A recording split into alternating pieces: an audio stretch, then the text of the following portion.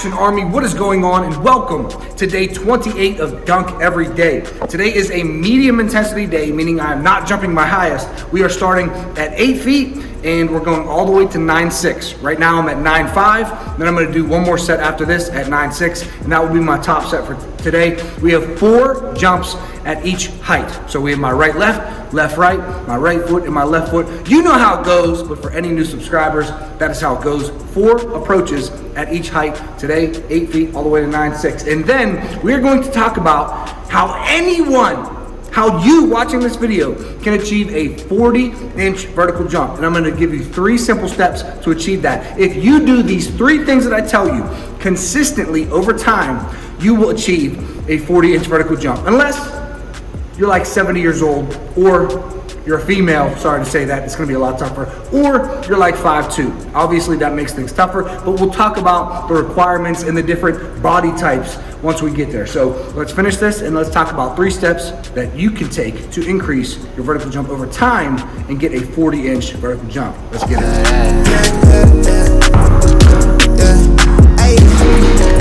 Big bags, my back ache through customs. You travel like you must be tough out of your luck, huh? I'm that go-to when she down to come through clutch, huh? Sit brown till I'm flush time. My drip, real plush, huh? Internet tea off a blue bill. Hand grip stack of the blue cheese. Turn that to a bag in a new crib. Nice big spot by the seaside.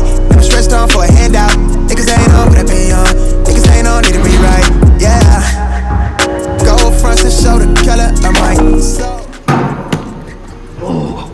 All right, guys, let's talk. Guys, there's something about me pulling out this folding chair that I just love. I love sitting in this folding chair and just talking to you one-on-one. It just makes me feel good. Let's talk about how to achieve a 40-inch vertical jump, because that's what we all want, right? So for myself, the highest vertical jump that I have ever personally achieved was a 43-inch running vertical jump. So I was pretty elite. I wasn't the most elite. There's people who have a higher standing vertical jump than I had running vertical jump, but those are the elite of the elite. There's pro dunkers who now are pushing it towards 50 inches, but a 40-inch vertical jump is very high. When I had a 43-inch vertical jump, I promise you, I felt like Superman. I wanted to just go play basketball all the time. I wanted to dunk all the time. And I liked the feeling like I would surprise people, or I was known as the kid who got bounced. Like I would be playing basketball and people, oh, I forgot you had bounce, bro. That's right. Like it feels good when people notice that you have bounce and people just expect you to dunk everything. It feels very good. So a 40-inch vertical jump is what we are striving for. And some of you might be striving for a little higher, but let's talk about a 40. There are 3 steps that I think you need to take to achieve a 40-inch vertical jump. And if you do these 3 things consistently over time, which is very important, you will achieve a 40-inch vertical jump. Now, it gets tougher as you get older, and it's tougher, obviously, the shorter you are, and normally the shorter you are in height, the shorter your wingspan is. It's tougher for females than it is males. So there are some limitations with your body that you're going to face. However, if you do these 3 things, most of you watching this video will be able to achieve a 40-inch vertical jump. So here's step number 1. Step number 1 to achieve a 40-inch vertical jump is you need to jump as much as possible. Now, I'm going to add to that, jump as much as possible without getting injured, right? Because if we just jump and jump and jump and jump and jump, eventually it's going to catch up with you. So jump as much as possible without getting injured. So if you look at people like Isaiah Rivera and Jordan Kilgannon are 2 great examples, because they said when they were in their teenage years, they jumped every single day. They tried to dunk every single day. So if 2 of the highest jumpers in the world jumped every single day, I think that it makes sense to jump and jump and jump as much as possible, as long as we are staying away from overuse and tendonitis and tendinopathy. Because Isaiah Rivera said it eventually caught up with him. He eventually got tendonitis and tendinopathy. And Jordan Kilgannon, I haven't been able to find anything that said he got knee pain. Maybe you guys watch his videos more than I do, but I don't think as of now, Jordan Kilgannon has had knee pain, even though he jumped every single day. But most of you watching, if you just jump every day, max intensity, you will likely get knee pain. Most of you watching are basketball players. If you play basketball every day and also add jumping on top of that, I also think that you will probably run into some overuse injuries. So when I say jump as much as possible without getting injured, you have to be very, very smart. So you need to, like I've been stating this entire Dunk Every Day series, you need high intensity days and low intensity days. If you play basketball on any certain day, don't jump that day. Don't jump that day. Or at least, don't jump that day. If you play basketball every day, then you have to kind of pick and choose, where can I add in my max jumps? Because then you will want to add in some max jumps. But if you play basketball, let's say on Mondays and Thursdays, don't jump those days. You are already jumping when you play basketball. You're going up for rebounds, you're going for layups, you're trying to block people, you are jumping. It's a bunch of low and medium level unorganized plyometrics, but you are still jumping. So the important part is to fire the skill circuit of jumping every single day, even if it's low level plyometrics, even if it's just some baby ankle hops, even if it's band assisted. You want to force your body, you want to teach your body to become a jumper. I talked about this in another video, so I'm not gonna harp on this too long, but what you wanna do is, since jumping is a skill, jumping, when you jump, you send signals through the central nervous system to the brain, and you wrap myelin around your skill circuits,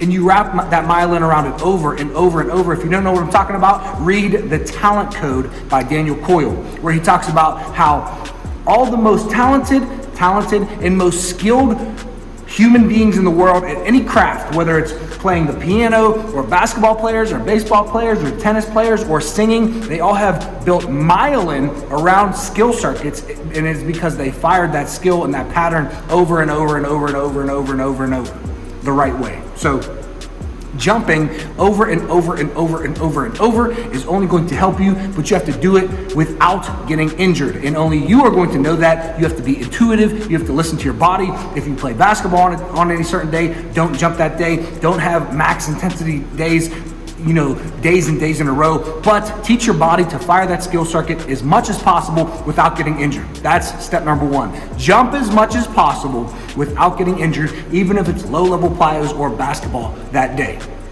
Step number two is don't run into overuse injuries. And this goes with step number one, but I'm gonna make this the own certain step, because I have run into this as my entire basketball career. I have gotten knee pain at least 15 times after fixing my knee pain. That means that I got knee pain. I then rehabbed and fixed my knee pain. Then I went back too quickly or did too much load, thought my knees were good again, and I have gotten knee pain again. I have been foolish. They say, what was the quote? A fool never learns. A smart man learns from his mistakes. A wise man learns from the mistakes of others. I have been very, very foolish over my 15, 20-year career in basketball, but I didn't start getting knee pain until college. So you need to avoid the cycle of overuse injuries. So what is the cycle of overuse injuries? And I'm talking overuse injuries mainly quad tendon pain, patellar tendon pain, or Achilles tendon pain. That is mostly what I'm talking about, and then shin splints as well. So you want to avoid these minor nagging overuse injuries because they are just going to halt and hinder your progress. So the negative cycle that you need to avoid is an athlete does too much. They get an overuse injury. They fix their overuse injury through rehab, and then they do too much again.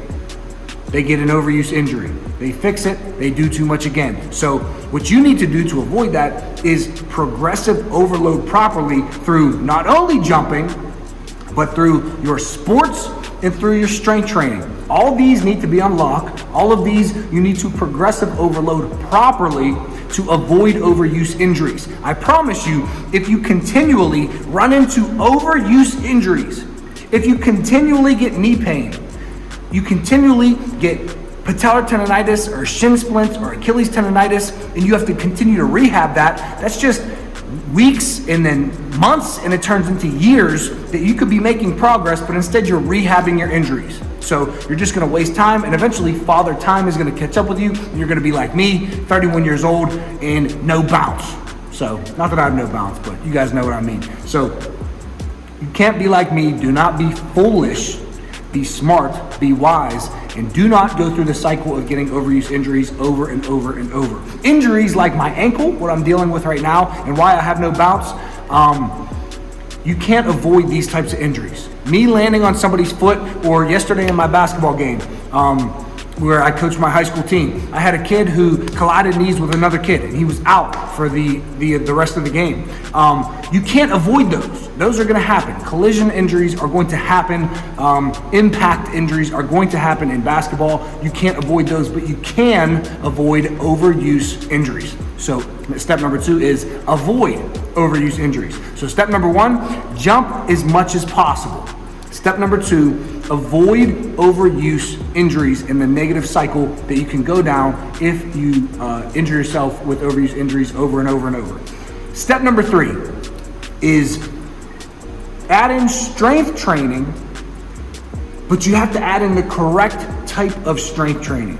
So I talked about yesterday the difference between beginners and advanced athletes, and then intermediate athletes. And I said that beginners should be doing mixed training, and advanced athletes should be doing specific training. So that's what the entire topic of yesterday was about. So to avoid that, in saying the same things, I'll just give you a very basic overview.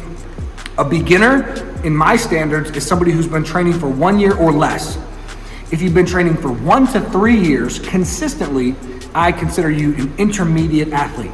If you have a training age, meaning you've been training for 3+ years consistently, this doesn't mean that you trained 10 years ago for 5 years straight and now you're coming back to it. You need to do beginner stuff. It's 3+ years consistently, then I consider you advanced. So if you're a beginner and then intermediate athletes, there's gonna be a point where you switch to advanced, but you need to be doing mixed training, which means you need to be trying to improve your speed, your power, and your strength all together every single workout, because your body can improve all of those parameters at the same time because you're a beginner. Any new stimulus, with no matter what you do, even if you do some sprints for speed and then some hang cleans for power and then some heavy deadlifts or some heavy squats for strength, you can improve all of those parameters at the same time in the same workout if you are a beginner.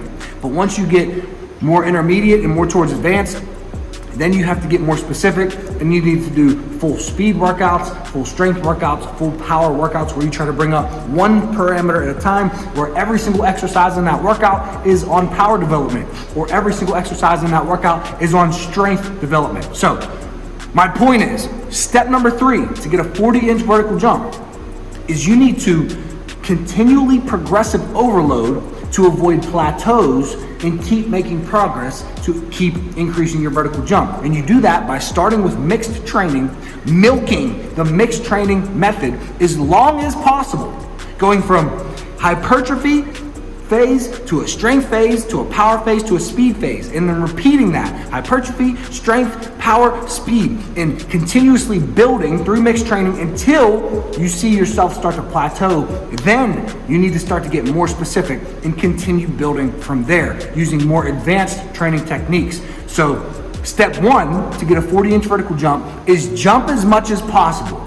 Step 2 is avoid overuse injuries, because it's only going to hinder your progress and slow you down. And if you get injured 15 times like me, you'll find yourself at a point where now you are in your 30s or your 40s, or so. I even have a 57-year-old athlete who's trying to dunk it. He's very, very close. So let me say that. Age doesn't mean you can't dunk. I have a 57-year-old who is about to get his first dunk. So just let that sink. And he's 6 foot. He's 6 feet tall. But this dude, he's pretty elite. He's in shape. got very good relative strength, not overweight, skinny guy, and he's just bouncing and he's getting there. But it's taken us, 3 years of training with my online coaching. So jump as much as possible, avoid overuse injuries, and train the right way. And as long as you're not 60 plus years old and 5'6" or lower, and a female, sorry to say that, because some females can dunk, it is what it is. Females have a harder time. But no matter who you are, you can still maximize your genetic potential. And if you are over 60 years old, if you are under 5'6" or whatever arbitrary number I just said, where you are female, prove me wrong. Prove me wrong. But if you do these 3 things, jump every day, avoid injuries, continuously progressive overload your strength training, or jump as much as possible without injury. Avoid overuse injuries and strength training, making sure you don't hit plateaus, continuously progressive overloading. You will reach a 40-inch vertical jump if you do that over weeks, months, years. It's likely going to take years. So you have to be in it for the long haul. But guys, that's it for today's video. That was 3 steps that you can take to achieve a 40-inch vertical jump. And I hope this helped. If it did, leave me a like. Check out my programs. If you want to check out my programs, Beyond the Rim 2 it takes you through a full mixed training cycle with an eccentric phase, and then isometric phase, and then a concentric phase. Then it gets you into more specific training where you just have speed and strength and power workouts. It has all the stuff, everything that I teach is in my Beyond the Rim 2 program. So check that out if you want.